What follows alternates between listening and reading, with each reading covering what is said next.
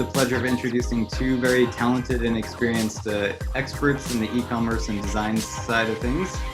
Lauren from Loblaw and Cecilia, a dear friend of mine from Amazon, representing that team over there. Man, design and e-commerce is such a loaded, such a loaded topic. So I've got about 5 minutes. I'll do my best here. I wanted to share this. This is my portfolio of stuff. Okay, this is what I oversee in my current role today. I'm actually not a designer. While I learned graphic design early in my career and some web development, it was more just so that I had the means to kind of do a lot on my own. But in my current role, I'm meant to develop capabilities that enable our businesses to grow, our e-commerce businesses, be it through building the right features, driving demand to those experiences, or making those experiences like personalized, relevant, or enjoyable for the customer. And I share this so that you can ask more relevant questions during Q&A, because I know there's a lot of marketers in the room. I know there's some product leaders. And so that's really meant to do that. But as you can see, design shows up like in many shapes and forms here, be it through product design and UX and research and content strategy, or through marketing design, copywriting, all of these things that make a designer. There's so many different types, right? And so I share that really just with that intention. But if you flip to the next slide, our largest e-commerce business, which I thought, like I said, there's many. And so I thought maybe we would kind of double click on PC Express, which is our online grocery e-commerce business. We offer pickup of groceries. We offer delivery. We offer that same day. But we use our colleagues to do that, right? And so I think it's a really interesting dichotomy for those of you that are in organizations where you might be designing for your customers and for your own colleagues or your own employees, right? So, things like actually the front end experience, or even for us, a picking app, right? So our colleagues in store who pick the orders for our customer have to navigate our stores fairly quickly. They have the job to be done for the two is very different. And so design plays an integral role in all of these pieces. So in 2019 for PC Express, we actually hit $1 billion in annual revenue. Year to date, 2020, we've actually surpassed that already. So halfway through the year, and we've blown that number out of the water. And obviously COVID delivered a lot of that demand, no question. But our teams, those functional teams, those designers, they were there to unlock that opportunity, right? You can generate a ton of eyeballs, but how are you actually taking advantage of that, capturing that opportunity? And so if you flip to the next slide, our online grocery team, it's about 200 people, okay, working on this business. So this is not true to our real organizational design. This is more just a high level visual representation. But we really split our teams into 3 key areas when it comes to our online grocery business. The first is growth. And these individuals are responsible for acquiring a new customer. They're responsible for taking that new customer and turning them into a customer that maybe shops weekly. Our second team is around experience, right? So this team, their focus is entirely different. It's actually about not educating the customer on the service or showing them why they should try it or the value that it might bring. But this is actually, how do I, if I want to shop in 2-3 minutes, finish my grocery shop, how can I do that? So shop as fast as possible. Or maybe they want to be inspired. So if I want to discover new products, how do I do it? How do I make sure that I can find a product easily amidst hundreds of thousands of products? And so the job there, again, very different. What you're optimizing for as a designer is dramatically different. And then lastly, operations.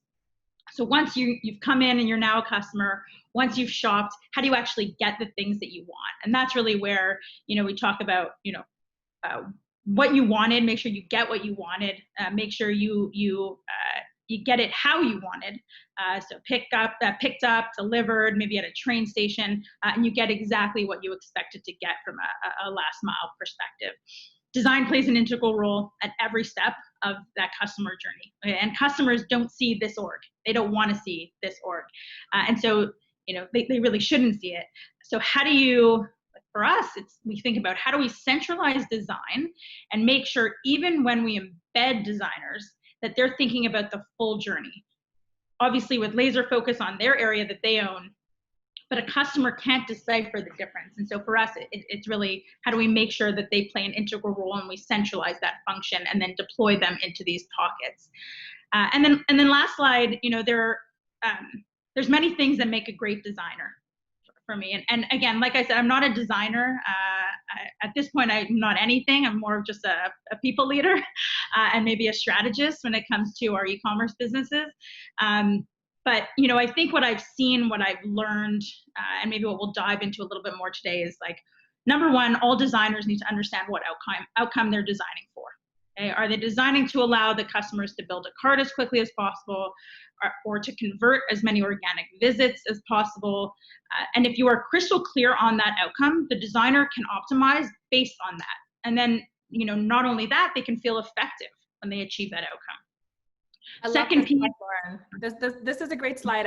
I would love to understand how you eliminate toil, because I've kind of heard this before, but I'll let you continue.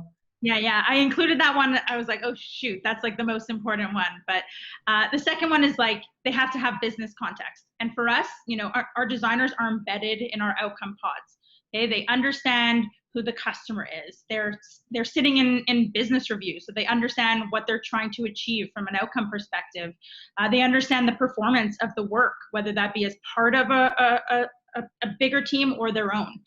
They may sit in a central design org to sharpen their skill set, but ultimately they need to be standing side by side with the business, product or otherwise, to understand the opportunity and the purpose.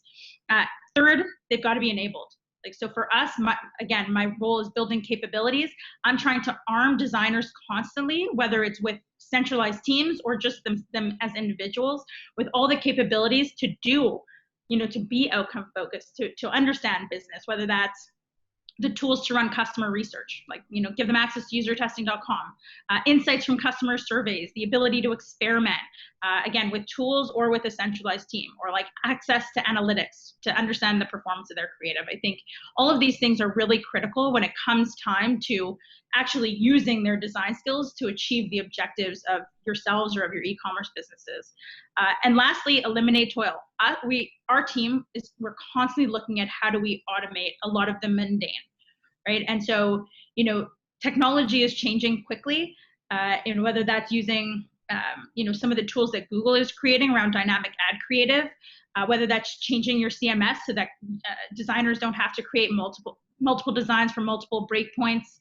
We're moving to full 100% accessibility. Now it's live text on design backgrounds instead of these big, heavy, graphics. That totally changes the way that we design, and maybe even the design, like production design, maybe that, that no longer exists. And so how do you constantly automate the mundane, anything that is repetitive, so that designers can truly focus on these core things and achieving the outcomes? That's my spiel for now. Nice spiel. Love it. Cecilia, how's it at your place? Because you're taking care of like so many different brands under that umbrella. Yeah, no, I'm just building. I almost want to go back to Lauren's first slide, if I will. I don't know who has the slide deck, but I kind of wanted to build on the great thinking and conversation that she started, because I think it's design looks very different depending on what team you are, what leader, what scope and impact you're driving within any organization, let alone the ones that we represent. But if you have the first one, so we're all talking about digital products, but digital products are built to fulfill and drive and channel tangible products. And so I think sometimes we forget the two. We forget the brick and mortar and the experience. And I'm very passionate about just the experience in a space, in an environment that people interact with, that we have to bring that essence online. And sometimes that's the hardest challenge for designers, for marketers, for product leaders, or people leaders or managers. Similar to Lauren, it's been a while, and Ben knows this, since I've executed in design. That's why I think I'm most excited about the crit. Because it gets us into like the tangible value and benefit. I agree with Lauren that you have to be outcome focused. You have to understand what value and benefit you're driving for customers. And sometimes reframing the problem in the very beginning, like whether you're experimenting, as Lauren has here, in product management or personalization, you have to understand the data. Of why people do what they do and how they behave both online and offline. What's driving their behavior, what's influencing that behavior, what's shaping their mental models. And I think that is part of the UX research. I would love to have that embedded throughout. And hopefully that is how the organization is built. But if not, having mechanisms for that information of UX research and insight to drive the content strategy, but also to affect the digital design, the creative services, the demand creation, right? Like, I think this ebbs and flows and interacts and kind of cross-pollinates within any organization. And I think we need to kind of get out of our own silo in order to affect design and just value for the customer in a bigger and larger way. So hopefully that makes sense. But I love this slide because it redefines what design is, because it's holistic in nature, and the customer touches every point on this, from the web production to the copywriting, right? If something is not messaged correctly, concisely, and clearly for a customer, and it confuses it, then you have, I think that's what you meant by toil, but toil is one of those vernaculars that I'm like, I think that means thrash and churn. I think that's the Canadian version. Probably, yeah. Nodding. And so it needs to be to the point, and very in a granular and detailed way of why somebody should engage with your service and your product. And I'll stop there because I've seen quite a lot of chatter in the chat, and I'm curious to get started. Yeah, no, for sure. There's some good stuff coming up. Just one question. I love that you brought up the UX research part of things, because I feel like everything probably starts with that. Like that's where you develop your customer understanding.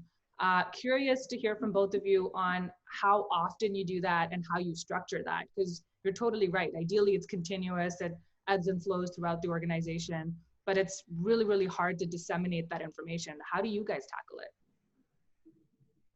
I can take it first if you want, Lauren. I think you have to do it all the time. I think you have to get out of and challenge your own assumptions, and almost unlearn the long-held beliefs that people have had about shopping. And I think that sometimes you have a bias that the way that you shop is the way other people shop. And there's just quite a diversity of why people choose certain brands, why people choose certain products. And so what I love is just being out in the wild. Like, so don't go to if you have a new project, just start with the fringe of what could be an analogous or almost like a metaphor of, and immersing yourself in that environment just to push the thinking beyond what your current project or scope is and get yourself in a new area. And so just observing how people behave in a library, right? Like in a parking lot, well, maybe not in a mall anymore, just during COVID, right? But like just understanding and observing, and pulling insights and meaning and significance and different kind of variations or interpretations to the same data point is really, really powerful. And I think you could do that at any step in the process. I agree that ideally you would have a need that you're fulfilling. Typically, product is led by product or tech feasibility. And so sometimes that's, from my perspective, backwards. And so you have to integrate the customer need into that. And if you do that midway, or if you pivot and revamp, but you have to get into the field and see how people are actually behaving or on your platform. Yeah, I would agree with that. We built our UX, like there's like research and insights as one, and then there's UX design. And so research will feed into the UX part of it. And we'll often do design. We're very careful when we share designs as a design organization with any stakeholders. And we're always clear that this is what we developed through research and what we're hearing from, our users pre-launch, but we also test everything. Everything goes out either as an experiment, or any new features go out to a small subset of the audience first. And so we're very clear that it will change. Every product is a living, breathing thing. And so UX will continue to play a role. If we're not seeing the results that we expect, we go back and we tweak things, or we'll iterate on what's already out there. But UX has to be research is kind of the upfront stuff, I would say. And then we kind of speculate through the entire life cycle of that product. That's why our research and designers are embedded in pods, so that that's not a thing that happens at the beginning or the end. Like accessibility, like testing, it's got to be kind of cut across every part of that journey. I just had one question before we go into Q&A, because Cecilia brought up like a huge hurdle is just like taking a tangible product and trying to bring its essence into like an online and digital environments. But I was curious from both of you, have you guys seen any like mechanisms that might help kind of take that experience and bring it online, like through, I don't know, customer reviews, video, or interactive content? Any kind of ways you found to kind of bring that actual tangible experience to an online platform? Yeah, I can maybe try. We sell groceries, but we also sell meal kits. We also sell apparel items, things that are really interesting. There's a lot of great content that we started to pair with our products. So even we service an offer for watermelon with our loyalty program, and we'll pair that with 4 ways to cut watermelon, or like how to peel a mango content when you buy mangoes. We'll send that. We see what you buy, and we might send that after, or we might send it, or we might surface it through that experience. So we're starting to play with content. Traditionally as an e-commerce business, so focused on conversion, we've overlooked it. And now I see, we're seeing more of an opportunity to win on experience, especially as fewer people are going into stores to experience our products, showing a meal kit, but showing the 4 or 5 steps in a live video of like how to actually prepare it. I think it goes a long way. We're seeing great results, but I think content needs to be, at least in an e-commerce space, for me, I think it's got to be relevant and tied together versus content over here and commerce over there. Mm-hmm. Yeah, that's amazing. So I would, it's probably not the expected answer, but I think my first love is Nike. So it's hard to get over your first love. And I think Nike does narrative better than anybody. And I think editorial content, as far as evocative, emotional, just really good copy to grab an audience. And also there's just a passion for the sport. So the activity and the interaction is what leads then the product of just how that product is used. And so I think the context of where that product lives, whether it's grocery or shoes, right? Like, how will it be used? I don't think we think enough about the narrative. So I think you have to kind of tie the marketing and the advertising into your product design, just to understand how will it be conveyed to a customer and why will they buy it? Like, why will they add it and integrate it into their lives? Like, why will they, it's a privilege to come into a customer's home. So the fact that like they get to choose your brand, your product, and how they choose it, all those touch points matter. And sometimes I think we do forget and get blinded to it. Like, specifically for the footwear or the uniforms or the apparel, it mattered so much to the kid. And just like the halo of the brand and of the athlete and of the love of the sport got conveyed through the product. And it mattered into the material, the color, the graphics, the form, the function of whether it was the shoe or the apparel. And that was communicated in the product attributes in wherever that product would live, and that was not lost. And so to me, that's the bar of how you convey a product that we have yet to hit, regardless of what company or what space you work in. I agree. I shop Nike all the time. I have a major shoe addiction, and they do it beautifully. And I would also add, if content isn't your brand's thing, like if you are a reseller of goods, or you sell multiple brands on your e-commerce site, you don't always have to own the content or develop it. You could leverage, for us, we surfaced recipes. People didn't go for it. They were in the grocery frame of mind. And so we ended up just bringing in external recipes. And looking at, other or embedding our products or conversion into other recipe sites. Sometimes you don't have to own the end-to-end content, It's nice to. I would love if we did it more. But certainly if you don't have the capacity or the budget to do that, there's great content that you can leverage or get your users to generate that content for you.